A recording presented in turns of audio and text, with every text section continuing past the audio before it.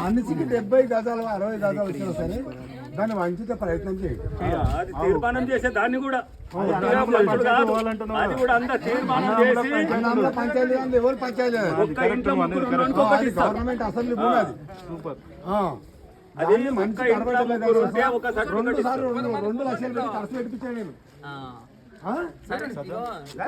ఇప్పుడు అందరికీ చెప్తున్నా పండించరావు. ఇప్పుడు ఉదాహరణ ఏమవుతుంది తెలుసా సౌకర్యం? ఇప్పుడు 2 లక్షలు పెట్టి ఖర్చు పెట్టించినా అన్న ఇవి నాకు నేను సరిపోను తప్ప నువ్వు 3,000 నువ్వు 2,000 నువ్వు 2,000 అని 2 సార్లు తీసుకున్నాను. 2 లక్షలు అది 6-5 పిలిపిస్తుంది అన్నాను పిలిపిస్తుంది. ఎల్లుడు పంపిస్తాము రేపు పంపిస్తాము అవతల పంపిస్తాము అంటే అదకల్లా 5 సంవత్సరాలు గడిచిపోయాయి. మీరు వచ్చినా సారు నాకు గిడికి వస్తా ఇడికి తెచ్చి పెట్టుకొని ఇక్కడ వచ్చుకోండి అని చెప్పారు. దాన్ని అయ్యే ప్రయత్నం చేయండి.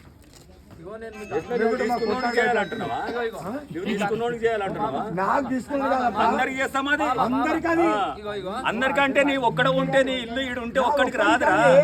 ఒక్క ఇంట్లో 3 ఉన్నారు వానికి జాగ లేదు అటువంటి వాడిని ఇప్పుడు కూడా పంచాయతీ తీర్మానంలో పెట్టి సర్టిఫికెట్ ఇచ్చి సంతకాలు పెట్టించి అప్పుడు కాలేదు.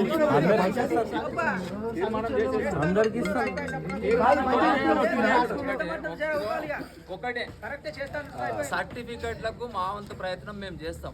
కాకపోతే ఈడ సమస్య ఎవరెవరికి ఇవ్వాలి అనేది మీరే కూర్చొని డిసైడ్ చేయండి. ఇబ్బంది ఏం లేదు. ఎవరికి చేయాలి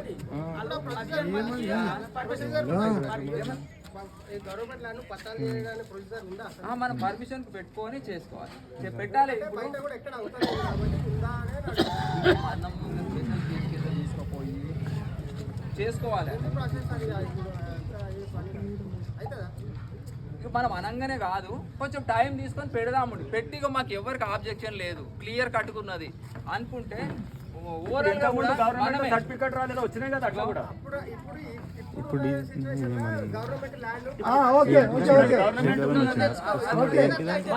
మనం ఇల్లు కట్టడానికి వచ్చినాం కదా అందులోకి 30 అంతా చేస్తున్నారు. గవర్నమెంట్ రూల్ ప్రకారం 80 గజాలు అది కూడా లాక్కున్నా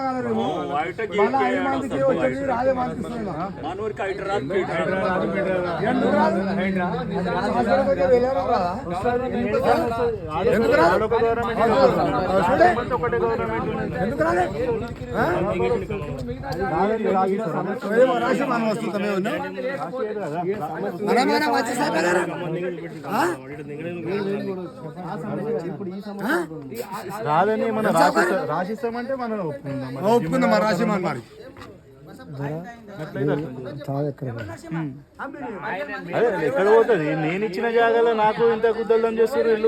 ఇల్లు కట్టాలంటే నాదే.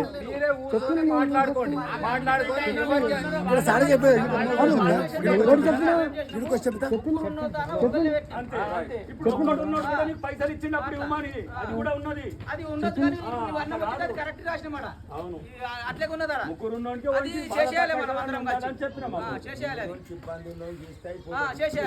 ఇప్పుడు మాకు 4గురికి ఉన్నది మాకు అవసరం లేదు. ఏ కొనకన్నా పెంటకి ఇస్తాం మాకు అని చెప్పారు అంతే చూకున్నాం మేము మాకు వద్దన్నాము. అట్లా చేయలేదు. జరావు నీకు తెలియకుండా ఏమైనా పని చేసినా నేను చెప్తున్నా కదా 4 కొన్నందుకు ఒకరికి కావాలని రాసిన అదే ముచ్చట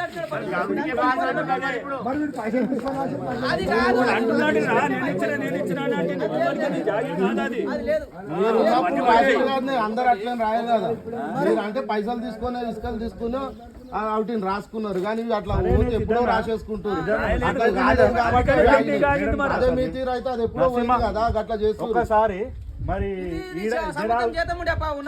ఒక్క మాట నేను మాట్లాడతా.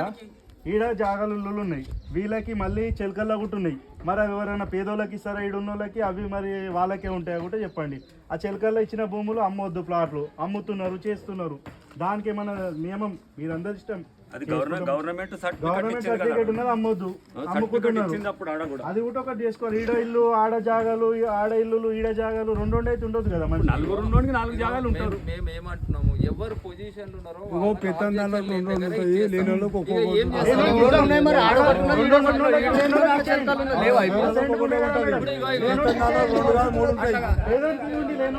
అదే సౌకర్యం. ఇప్పుడు ఉన్నోడు ఈడున్నాడు, ఇంకోటి ప్లాట్ ఉన్నది, గోదలు కట్టేస్తున్నారు, ట్రాక్టర్ పెడుతున్నారు, అన్ని పెట్టుకుంటారు. నేను అంటున్నా ఈడు ఉన్నోనికి ఆడిద్దాము అనుకున్నా. ఒక పేదోనికి ఇల్లు అవుతుంది కదా. అట్లా ఒప్పుకోరు కదా. ఒకటి ఇచ్చింది ఒకటి క్యాన్సల్ సర్టిఫికెట్ ఉన్నది వేరే ఒప్పుకుంటారా?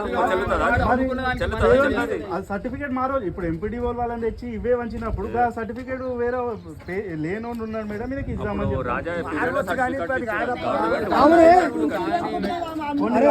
అయితే అంతే, కొన్ని కావు కొన్ని అయితే. సౌకర్యం అసలు దానికి ఒప్పుకోరు. మన పట్ట భూములల్లో ఆఫీసు అడుగునికి ఒప్పుకుంటారు, గవర్నమెంట్ దానికి ఒప్పుకుంటారు.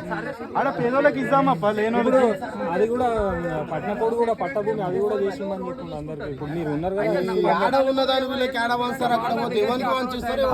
అది కూడా అడుగున్నారు సిమ్మా. ఇప్పుడు నీ ఇంటి పక్క కాల్ చేయకుంటే నీకు చేసిస్తారు. అది పట్టాలు ఉన్నాయి. పక్కలకు లేదు, ఎవరికి చేస్తారు. నీ పట్టకు నేను ఇయ్యనికి తయారున్నా.